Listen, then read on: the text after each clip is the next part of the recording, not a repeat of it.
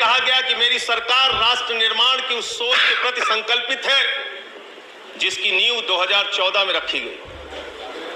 2014 में भारत के राष्ट्र निर्माण की नींव रखी गई मान्यवर। इसका मतलब बाबा साहब भीमराव अंबेडकर का इस राष्ट्र के निर्माण में कोई योगदान नहीं, राष्ट्रपिता महात्मा गांधी का इस राष्ट्र के निर्माण में कोई योगदान नहीं। इसका मतलब पंडित जवाहरलाल नेहरू का इस राष्ट्र के निर्माण में कोई योगदान नहीं, लाल बहादुर शास्त्री जी का इस राष्ट्र के निर्माण में कोई योगदान नहीं, चौधरी चरण सिंह जी का इस राष्ट्र के निर्माण में कोई योगदान नहीं। अरे सबको छोड़ दीजिए, क्या स्वर्गीय पंडित अटल बिहारी वाजपेयी जी का भी इस राष्ट्र के निर्माण में कोई योगदान नहीं? आप जब अपनी तारीफ करने लगते हैं तो अपने लोगों को भी भूल जाते हैं। कम से कम ये तो मानिए कि 7 साल उनका कार्यकाल रहा, उसकी तारीफ कर देते आप। लेकिन व्यक्तित्व का संकट है जो आपने कहा, कैसे तारीफ करें, कैसे चर्चा करें। और नया भारत की बात कही गई मान्यवर, निश्चित रूप से नया भारत बना है। 2014 से हमने देखा है नया भारत, जिस नए भारत के अंदर मॉब लिंचिंग करके लोगों को मारा गया।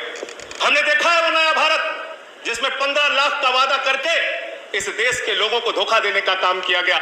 हमने देखा है वो नया भारत जिसमें 2 करोड़ नौजवानों को हर साल नौकरी देने की बात कहके 84% रोजगार घटा है। और हिंदुस्तान की आजादी के बाद पहली बार ऐसा हुआ कि 45 वर्षों में बेरोजगारी का स्तर सबसे ज्यादा अगर बढ़ा है तो इस कार्यकाल में बढ़ा है। हमने देखा है नया भारत मानव। और प्रधानमंत्री जी जिस दिन प्रचंड बहुमत लेकर आए, हम सब ने उनको बधाई दी, शुभकामनाएं दिया मान्यवर।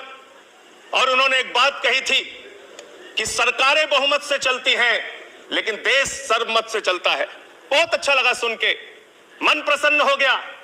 लेकिन हमने देखा वो सर्वमत का देश, हमने देखा किस तरह का वातावरण इस पार्लियामेंट के अंदर बनाया गया, लोकसभा के अंदर बनाया गया। हमने देखा मान्यवर, इस संविधान के तहत इस लोकसभा राज्यसभा का गठन हुआ है। ये लोकतंत्र का सर्वोच्च मंदिर है मान्यवर।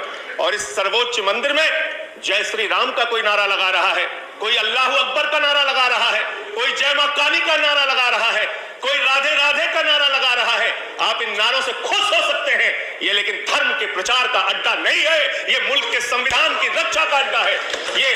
ये बाबा साहब भीमराव अंबेडकर के संविधान की रक्षा का अड्डा है मान्यवर। जिस सपने को लेकर हमारे वीर सपूतों ने अपने प्राणों की आहुति दी, उस सपने की रक्षा को करने का ये मंदिर है मान्यवर। यहाँ पर नारे लगा के हम एक दूसरे के ऊपर खुश हो सकते हैं। वंदे मातरम पे सवाल उठाते हैं, मुसलमानों की देशभक्ति पे आप सवाल उठाते हैं, और कुछ लोग ऐसी टिप्पणी भी करते हैं जो मेरी समझ में नहीं आता। मैं अन्ना जी के आंदोलन के मंच का संचालन कर रहा था मान्यवर। मेवात से एक मुस्लिम लड़की उस मंच के संचालन के दौरान कही कि उसने कहा कि मैं समर्थन देने आई हूं, भाषण देना चाहती हूं। भाषण जब उसने समाप्त किया उस मुस्लिम लड़की ने, तो उसने कहा भारत माता की जय, भारत माता की जय, वंदे मातरम। और मैं उस विचारधारा से सहमत नहीं हूं। मेरा इस्लाम इतना कमजोर नहीं कि वो वंदे मातरम कहने से खत्म हो जाए। इस तरह की सोच के लोग हिंदुस्तान में रहते हैं। मैं जिस सुल्तानपुर के छोटे से शहर में काम करता था, वहां मेरे साथ शमशाद भाई काम करते थे। बहुत आपसे ज्यादा तेज भारत माता की जय वो लगा सकते हैं, वंदे मातरम लगा सकते हैं। आप आज इस नए भारत में कर क्या रहे हैं? झारखंड में क्या हुआ मान्यवर? चोरी के आरोप में एक आदमी को पीट के मार दिया गया इसलिए कि वो मुसलमान था, एक वर्ग विशेष से था। क्या इसकी चिंता इस सदन को नहीं होनी चाहिए? क्या धर्म के नाम पर इस देश के अंदर बंटवारे चलते रहेंगे? ये विविधता में एकता वाला देश है। यहाँ पे सभी धर्म, सभी जाति, सभी वर्ग के लोगों को सम्मान से रहने का हक है। लेकिन आपको तो दाढ़ी से आपत्ति हो जाती है, टोपी से आपत्ति हो जाती है। अच्छा हुआ आप 1857 में नहीं थे, वरना दाढ़ी रखाकर जिन उलेमाओं ने अंग्रेजों के खिलाफ लड़ते हुए अपने सर कटवाए, उनके बलिदान को आप शर्मिंदा करते, उनके बलिदान को आप शर्मिंदा करते। आप जानना चाहते हैं मुसलमानों का इतिहास, तो पढ़िए शहीद अशफाकुल्लाह को। जब फैजाबाद की जेल में उनको फांसी के फंदे पर ले जाया जा रहा था, उनसे पूछा गया आपकी कोई अंतिम इच्छा, तो उन्होंने कहा कुछ आरजू नहीं है, बस आरजू है इतनी, रख दे जरा से कोई खाके वतन कफन पे। यह है मुसलमानों का इतिहास पढ़ लेना, बहादुर शाह जफर के इतिहास को पढ़ लेना। उनके बेटों का सर कटवा के रंगून की जेल में उनके सामने रखा गया मान्यवर।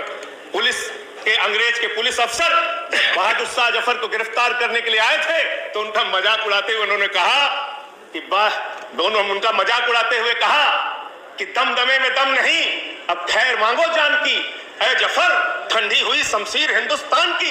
तो उस बहादुर शाह जफर ने अंग्रेज अफसर को जवाब दिया था कि गाजियों में बू रहेगी, जब तलक ईमान की तख्त लंदन तक चलेगी। टेक हिंदुस्तान की, हिंदुस्तान के मुसलमानों के इतिहास को पढ़िए, उनके प्रति आपके मन में सम्मान पैदा होगा। और ये दाढ़ी और टोपी से और वंदे मातरम लगाने से और अल्लाह अकबर कहने से किसी का धर्म अगर कमजोर हो जाता है तो माफ कीजिएगा, आपके धर्म की व्याख्या बहुत कमजोर है। हिंदू धर्म जिसको हम मानते हैं वो हिंदू धर्म तो कहता है वसुदेव कुटुंबकम, पूरा विश्व हमारा परिवार है।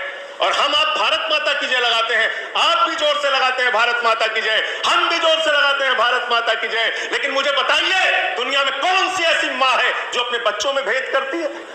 दलित बच्चे को अलग निगाह से देखेगी, मुसलमान बच्चे को अलग निगाह से देखेगी, पिछड़े बच्चे को अलग निगाह से देखेगी, सिख बच्चे को अलग निगाह से देखेगी। अरे माँ तो वो माँ होती है जो अपने कमजोर बच्चों का ज्यादा ख्याल रखती है। भारत माता की जय लगाना है तो दिल से लगाइए। पूरे हिंदुस्तान में रहने वाले 130 करोड़ हिंदुस्तानियों का साथ दीजिए, तब इस देश का विकास होगा। चमन में एक तलाते रंग बू से बात बनती है, चमन में एक तलाते रंग बू से बात बनती है। हम ही हम है तो क्या हम हैं, तुम ही तुम हो तो क्या तुम हो। इस बदलिए, इस धारणा को बदलिए, इस विचारधारा को बदलिए।